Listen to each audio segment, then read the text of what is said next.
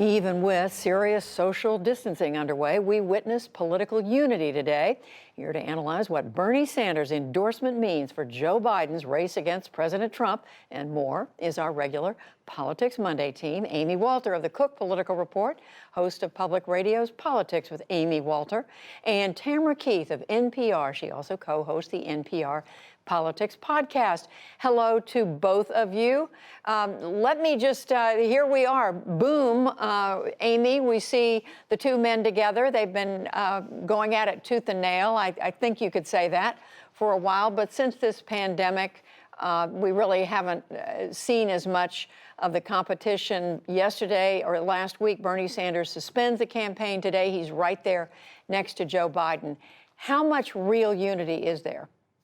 Yeah, it's a really amazing progress that we've made, Judy. Or if you actually think about it this way, just how dynamic this Democratic primary has been. 6 weeks ago, we were all honestly talking about the fact that we might be looking at a contested convention, that no candidate was going to be able to put together a plurality of the delegates. And now here we are, early April, with the race essentially over. Well, it is over, and Joe Biden wrapping up the nomination. Look, I think there was something really important that happened in this endorsement, which, by the way, was virtual, like everything these days. This was done over video, with the two of them interacting that way.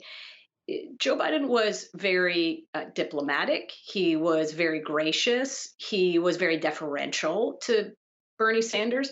But there was also a marked change in tone and style and even focus that I thought was important. If you remember, Judy, when the race was really hot and heavy, when we were in late February, early March, Joe Biden saying, we don't have time for a revolution. We just need to figure out the here and now. There was really a sense that Joe Biden was campaigning as a let's return back to normal versus the Bernie Sanders, let's have a revolution and make big structural change.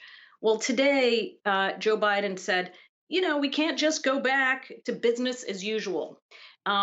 Basically acknowledging not only that the world has changed a great deal since these two were in a very competitive race with the coronavirus and the damage that it's done to the health and the economy of this country, but also really giving a nod to Bernie Sanders and his message about big structural change. I mean, the interesting piece of all of this, Judy, to me, is that we had a campaign where this debate about making big structural change or kind of staying the course, staying in sort of the status quo, were the two poles. And now it's not the candidates that have really upended life as we know it or made big structural change. It's this coronavirus that's actually done it. And the idea that we're going to go back to sort of quote unquote normal seems really unlikely. And it also looks, Tam, as if they are finding their way in this new world, new reality, new relationship. Yeah, they are forming task forces to talk about policy and ways that maybe former Vice President Biden could move closer to where Bernie Sanders is on various policy issues. This is all about trying to figure out how Joe Biden can win over Bernie Sanders' support, which is going to be critically important.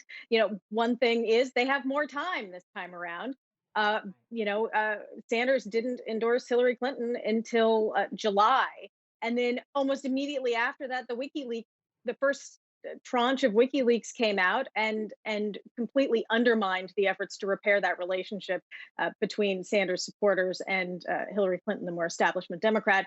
Who knows what might lay ahead, but certainly there's more time for them to work on coming together and winning over Sanders supporters. And to Amy, I want to ask you about that. I mean, does it look like Sanders supporters are going to go along with this? Some of them are being very vocal right now and saying that's not what they want. We don't know what percentage they make up of the whole Bernie Sanders crowd, but they're not being quiet. No, we're going to have to see as we move through this campaign just what kind of support that Joe Biden's getting from younger voters, especially younger voters of color who have been very strong Sanders supporters and who Joe Biden had a really difficult time winning over in the primary. So that's going to be important to watch. But I do think that, 2016, though it wasn't that long ago, it really was an entirely different world we were looking at in 2016, not just because it was a pre COVID-19 world, but because Donald Trump was not the president. He is now the sitting president. It's a very different calculation for Democratic voters or for Bernie Sanders voters on who they're going to support today than in 2016 when the concept of Donald Trump being president was just that, a concept. And meantime, Tam, there are, as we've been hearing earlier in the program, these criticisms of the Trump administration for not acting soon enough, as they were being urged to do reportedly on the coronavirus. How much, is it too early to know how much of an effect that's going to have on this campaign? Well, you can tell how much the president is worried about it by how much the president responded in that briefing today, as Yamiche mentioned. I mean, he basically took that briefing and for probably 30 minutes did what amounted to an effort to do a point by point refutation of the New York Times article, an effort to boost his reputation and to not allow that narrative to take hold, because if it can take hold, then he has a problem. The coronavirus, how he handles it, and how many deaths there are, and what the economic damage is, that is going to determine how people perceive the success or failure of his presidency. And pretty much anything that happened before this year doesn't matter. And Amy, already the administration is trying to turn their criticism in the other direction, putting the blame on Democrats for spending too much time on impeachment. Is this going to be something that just we watch the two sides slog their way through?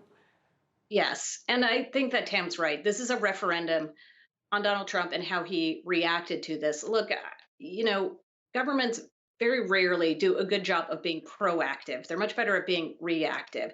So the fight's over. Should the administration have done more before, like last year or the year before? I don't know if those are as important as the reactive piece and how quickly and how efficiently and effectively they reacted. And that's where the president was pushing back today, saying, I did it as quickly as possible, even as the New York Times reports that the month of February was essentially wasted.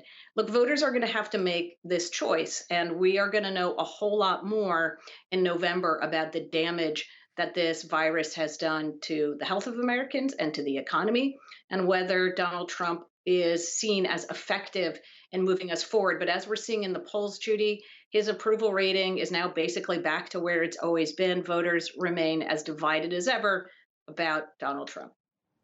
Well, all these questions being asked are ones that we need to keep pursuing, keep looking for answers. And we are so glad to talk to the two of you. Amy Walter, Tamara Keith, thank you. You're welcome. Well.